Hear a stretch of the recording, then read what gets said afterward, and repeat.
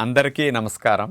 June 21వ తేదీ అంతర్జాతీయ యోగా దినోత్సవ సందర్భంగా మనందరం కార్తీక మాసం ధనుర్మాసం లాగా జూన్ మాసాన్ని యోగా మాసంగా గుర్తించి నెలంతా శారీరక మానసిక ఆరోగ్యాన్ని పెంపొందించుకోవటానికి నిజ జీవితంలో యోగాను ఒక భాగంగా చేసుకుని అందరూ ఆచరించాలని మన ప్రధానమంత్రి శ్రీ నరేంద్ర మోడీ గారు మరియు ఆంధ్రాను యోగాంధ్రగా మార్చాలని ఆంధ్రప్రదేశ్ ముఖ్యమంత్రి శ్రీ నారా చంద్రబాబు నాయుడు గారు ఇంటింటికి యోగా చేరాలని సంకల్పించారు.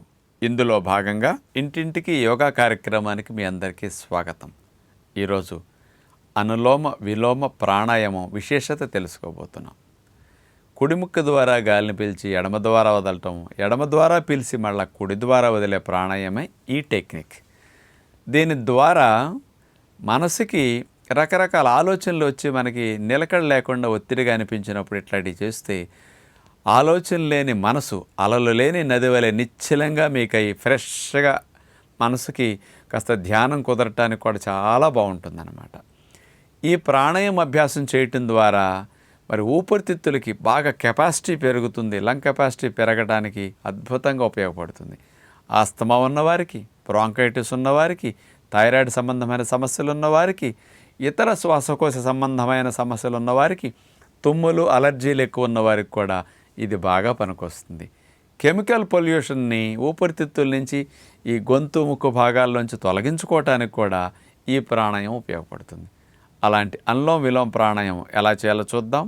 అనులోమ విలోమ ప్రాణాయామం వజ్రాసనంలో కూర్చుని చేయొచ్చు, పద్మాసనంలో కూర్చుని చేయొచ్చు. ఇట్లా కూర్చోవడం సాధ్యం కాదనుకుంటే బల్ల మీద కానీ స్టూల్ మీద కానీ కూర్చుని ఈ ప్రాణాయామం చేస్తే మంచిది.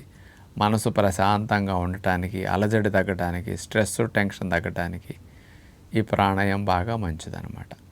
కుడిముక్కు నొక్కేసి ఎడముక్క ద్వారా గాలి తీసుకుని కుడిముక్క ద్వారా అట్లా వదిలేస్తాం. మళ్ళీ కుడి ద్వారా ఆ గాలిని పీల్చుకుని ఎడమ ద్వారా వదిలేస్తాం. ఎడముక్క ద్వారా గాలిని పూర్తిగా అట్లా పీల్చుకుని ఆ గాలిని మళ్ళీ కుడిముక్క ద్వారా వదలాలి. మళ్ళీ కుడి ద్వారా తీసుకుని ఎడమ ద్వారా అట్లా వదులుతాం. ఇట్లా ఆల్టర్నేటివ్ ముక్కు రంధ్రాల ద్వారా ఇటు పీల్చి అటు వదలటం, అటు పీల్చి ఇటు వదలటం ఇట్లా చేయగలిగితే అనులోమ విలోమ ప్రాణాయామం ద్వారా మంచి ఫలితాలు మానసికంగా ప్రశాంతంగా ఉండటానికి ఉపయోగపడతాయి. మంచి ఫలితాలతో పాటు మానసిక ప్రశాంతతను అందించడానికి, కాన్సన్ట్రేషన్ పెరగటానికి ప్రాణాయామం బాగా ఉపయోగపడుతుంది. ఈ ప్రాణాయామాన్ని ఒక 4-5 నిమిషాల సేపు కంటిన్యూస్గా చేయగలిగితే చాలా మంచి ఫలితాన్ని ఇటు శారీరకంగాను మానసికంగాను పొందొచ్చు. అట్లాగే డిప్రెషన్, యాంగ్జైటీ ఉన్నవారికి కూడా, మెంటల్ ఇన్బ్యాలెన్స్ ఉన్నవారికి బ్యాలెన్సింగ్ కోసం కూడా ఈ ప్రాణాయామం అద్భుతంగా ఉపయోగపడుతుంది. ప్రయత్నించి చూడండి. నమస్కారం.